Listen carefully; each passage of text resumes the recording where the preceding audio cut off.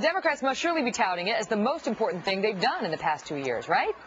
Not so much. In fact, it appears they are backing away from the passage of that law. Simon Rosenberg is president of NDN. That's a progressive think tank, and he's also a former Clinton campaign advisor. Simon, thanks for being here. So Byron York has an interesting piece where he talks about how several top Democratic strategists conducted focus groups in several cities, as well as conducting a national poll of likely voters to find out how they feel about the health care law and how Democrats should be addressing it in the run-up to the midterms. They found a challenging environment, he says. Basically, he says that's a polite way of saying disaster in the making. And they were advised to, among other things, keep your claims small and credible, promise the voters that you will improve the law, avoid talking about policy, and above all, don't say the law will reduce costs and the deficit because the voters don't believe it. That seems like a far cry from the message we heard from Nancy Pelosi and President Obama and others when they wanted to pass it.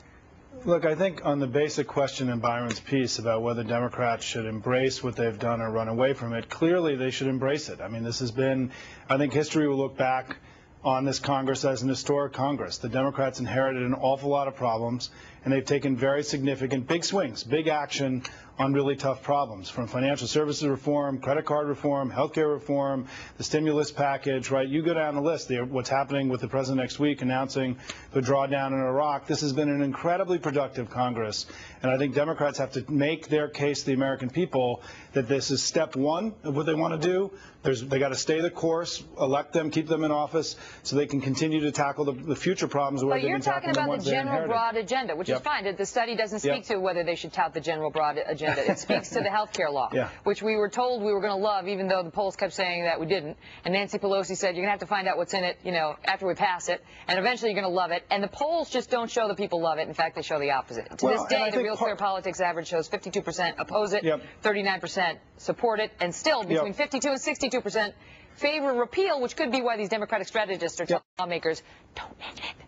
Yeah, Megan, I think what I'd say about this is that I don't think it's any big news that this plan was not well sold by the advocates for it over the last year and a half during the legislative fight. The opposition was able to define it early on. I think in some ways their critiques were accurate and others not so much. And I think the problem for the president and the Democrats right now is most of the reforms and the meaningful stuff that's going to happen after the election. So the American people haven't felt the health care system getting better. And I think the judgment on whether this health care plan was a good plan or a bad plan will come in future years as it unfolds and takes effect over the next few years. And my own view is that on balance, the American people are going to be very happy with this. They may just not be very happy right now. But that's an interesting point, you know, because it hasn't yet taken effect in full. And so how do the Democrats combat that? Because Byron talks about how the message from the Republicans will be, not only did you pass a law Americans didn't want and didn't like, but you did it at the expense of focusing on jobs where the numbers are not good. And that message is going to be sounded by the Republicans. So it almost looks like, he says, not only are they going to look like they were distracted from the main issue, but they actually were undermining the economy because people believe the health care law has not helped that either. Look, I think the Democrats will be fine this fall if they can make the debate about what are we going to do about all of our problems, not about what may have gone wrong or what got done before. Both parties have contributed to the situation we're in now. And the real question is going to be is who has a plan for the future that sounds credible, that's going to make the healthcare system better, that's going to get the jobs coming again, that's going to deal with the broken immigration system, and who's playing politics. And I think right now... But you're going back to the general. You're going back to the general. I'm asking you, like, when voters, you know, how do you persuade the ticked-off voters, the folks who are still mad about health care when they go into that ballot box, how do you persuade those people that you didn't do harm, you did something good? Well, I think it's getting to what I'm saying is that Democrats need to put it in context and say that we inherited a lot of problems. There were things that needed to be done. We've taken some big swings, including this big health care plan. It's one of the many things that were done during this period. We're putting the country back in the right course, the right direction, and that you give us some more time, we're going to keep making improvements in what was a very bad environment. I don't think they really have any other choice other than to take that tack, because clearly, as you reported a minute ago, the economic news is not so great. And I think that the key for the Democrats is going to be to draw out the Republicans.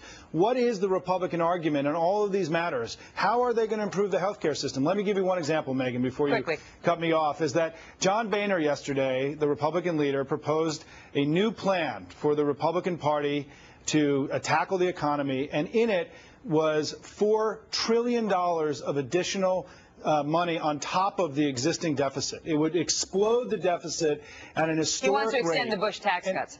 Well, and all the other things that he proposed. There was no spending cuts in there.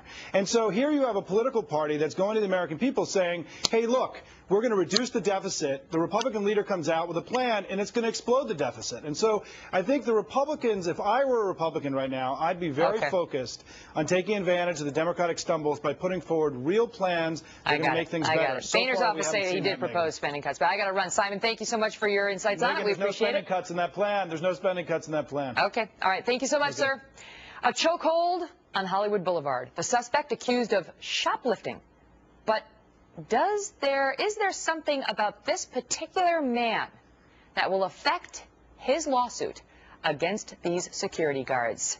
It's a bit of a mystery. We're going to show you the full tape and tell you what's at issue next in Kelly's Court. During the break,